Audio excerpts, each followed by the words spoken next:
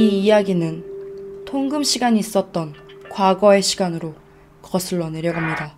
과거에 어떤 남자 2명이 성인이 된 기념으로 술집에서 술을 마시고 있었습니다. 그런데 옛날엔 통금 시간이라는 게 있었어요. 무조건 밤 12시 전에 집에 들어가야 되는 거죠. 아쉬웠던 그 남자 2명은 술집 근처의 구멍가게로 가서 새우깡과 술을 샀습니다. 그리고 근처 남산타워에 있는 언덕으로 올라갔죠. 그 남자 2명은 남산타워 근처에서 남들 몰래 술을 마시기로 했습니다.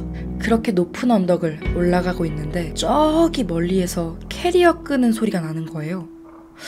이 시간에 우리 말고 사람이 더 있다고? 불안해진 남자 2명은 그 캐리어 소리가 나는 그곳을 뚫어져라 쳐다봤죠. 그렇게 시간이 조금 지나자 어떤 검정색 원피스를 길게 빼입은 여자가 아주 큰 캐리어 가방을 끌고 내려오는 모습을 보았습니다. 그 여자의 얼굴은 약간 괴기하게 생겼기 때문에 그 남자들은 그 여자가 빨리 지나가길 바라고 있었죠.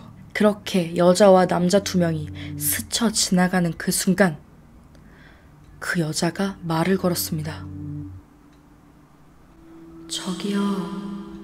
그 남자들은 화들짝 놀랄 수밖에 없었습니다. 통금 시간이 거의 다 되어가던 그 시간에 여자 혼자서 캐리어 가방을 끌고 산을 내려오는 모습이 얼마나 무서웠겠습니까? 그 남자 2명은 비명을 지를 것 같았지만 입을 틀어막고 그 여자를 간신히 쳐다봤습니다. 그 캐리어를 끌고 가던 그 여자는 그 남자 2명을 바라보며 저기요, 죄송한데 혹시 이 캐리어 좀 잠시 맡아주실 수 있으신가요? 그 남자 2명은 황당했습니다. 이 시간에 캐리어를 맡아달라고요? 그 남자 2명이 당황을 하며 그 여자를 계속 쳐다보고 있자 네, 이 캐리어 좀 맡아줄 수 있어요? 이 캐리어 맡아주신다면 제가 3만원 드리겠습니다.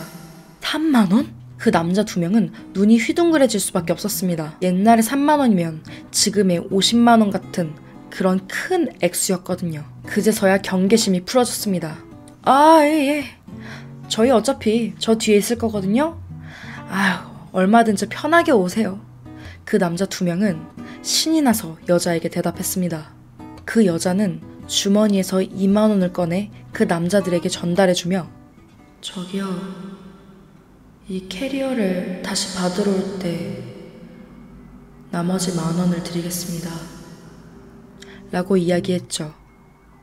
어쨌든 남자들은 20,000원을 챙겼기 때문에 네네, 금방 다녀오세요. 아니, 조심히 다녀오십시오. 라고 이야기하게 되었죠. 그렇게 남산타워의 뒤쪽으로 가서 술을 마시던 그 2명의 남자는 어느새 새벽 2시가 되었다는 것을 알게 되었습니다.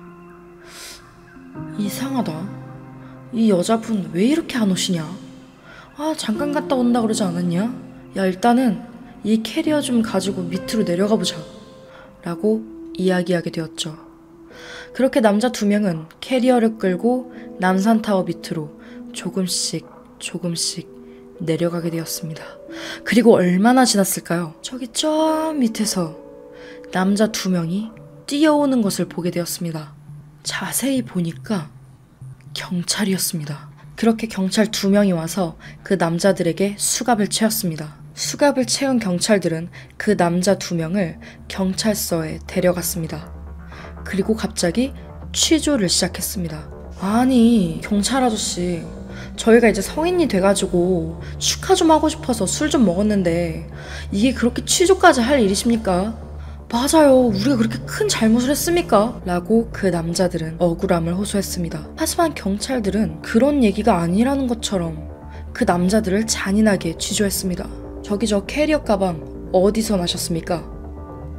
당황한 2 남자들은 저 캐리어 가방 아니, 저희 가서 술 좀 마시려고 남산타워 올라가는데 무슨 검정색 원피스만 그래, 그 발목까지 내려오는 원피스 입은 여자가 갑자기 캐리어 끌고 막 남산타워에서 내려오는 거예요. 그래가지고 저희가 막 당황하고 있었는데 이 여자가 갑자기 저희한테 말을 거는 거예요. 저도 깜짝 놀랐어요. 그래서 근데 이제 그 여자가 하는 말이 저기요, 이 캐리어 가방 좀 맡아줄 수 있으신가요? 이런 거예요. 그래서 저희도 뭐 당황했죠. 근데 이제 갑자기 다짜고짜 저희한테 2만 원을 주겠대요. 2만 원 큰 돈이잖아요. 뭐 캐리어 잠깐 맡아주는데 2만 원 누가 가져갑니까? 아유 주세요 이러면서 당연히 받았죠. 그런데 그 여자가 이 캐리어 주고 나서 뭐 1만 원 다시 주면서 캐리어 가져오겠다더니 시간이 지나도 안 오는 거예요. 그래가지고 저도 기다리다가 시간이 더 늦어졌고 저도 집에 가려고 그랬어요. 그런데 이제 한참 모르겠어요. 저 캐리어 가방 처음 보다니까요. 경찰들은 당황해하면서 그 남자의 이야기를 들었습니다. 한참 동안 가만히 이야기를 듣던 경찰들은 갑자기 그 캐리어 가방을 끌어다가 그 남자 2명 앞에 탁 하고 놓게 됩니다. 그 남자 2명은 어이가 없이 그 캐리어 가방을 쳐다보고 있었죠. 그리고 경찰 중에 한 명이 그 캐리어 가방을 열어버립니다. 그 순간 그 남자들은 그 자리에 바로 얼어붙게 되었습니다. 그 캐리어 가방 안에는 웬 갓난아기의 시체가 들어있었거든요. 형사님, 이게 있을 수가 없는데. 그 남자들의 반응을 본 형사들은 혹시 보셨던 여자의 인상착의가 어떻게 되었는지 설명해 줄 수 있으십니까? 라고 물었고, 그 남자들은 그 여자의 얼굴을 조목조목 따져가며 이야기해 주었습니다. 그 말을 들으면서 더 안색이 굳어진 형사들은 그 남자 2명에게 공손하게 물었습니다. 저희와 함께 어딜 좀 따라와 주실 수 있으십니까? 그렇게 형사들을 따라간 곳은 어느 한 병원이었습니다. 병원에 왜 왔을까 생각하고 있는데 그 병원의 밑으로 내려갑니다. 그렇게 장례식장을 지나서 그 밑에 층에 있는 영안실, 시체를 보관해 놓은 장소로 들어가게 됩니다. 상당히 당황해하고 있는데 그중 어떤 형사가 시체 보관함을 끌어당깁니다. 그리고 그 안에 있는 시체를 본 순간 그 남자 2명은 얼어붙고 맙니다. 자기들이 남산타워에서 봤던 그 여자, 그 검은 원피스의 여자가 그 시체 보관함 속에 곱게 누워있는 것이었습니다. 그렇게 아무 말도 못하고 시체를 보고 있는데 형사 한 명이 이야기를 해줬습니다. 이 여자가 당신들이 본 여자 맞습니까? 그 남자 2명은 조용히 고개만 끄덕였습니다. 그랬더니 그 형사는 오늘 보신 거 맞습니까? 이 여자분 돌아가신 지 3일 됐습니다. 오늘 본 게 확실합니까? 그 남자들은 상당히 당황할 수밖에 없었습니다. 그 당황한 얼굴을 보던 형사들은 잠시 생각에 잠기다가 그 여자 시체를 한 번 더 보게 되었습니다. 그런데 그 여자 시체 손을 보니까 주먹이 꽉 쥐어져 있는 거예요. 형사들은 좀 의아하게 생각하며 그 여자의 손을 확인해 보기로 합니다. 그리고 그 자리에서 여자의 손을 펼쳐보니 손에는 10,000원이 쥐어져 있었습니다. 그리고 조사를 해보니까 캐리어에 있던 아기 시체는 그 여자의 아이였습니다. 그 여자는 왜 자신의 아이 시체가 든 그 캐리어를 그 청년들에게 주었을까요?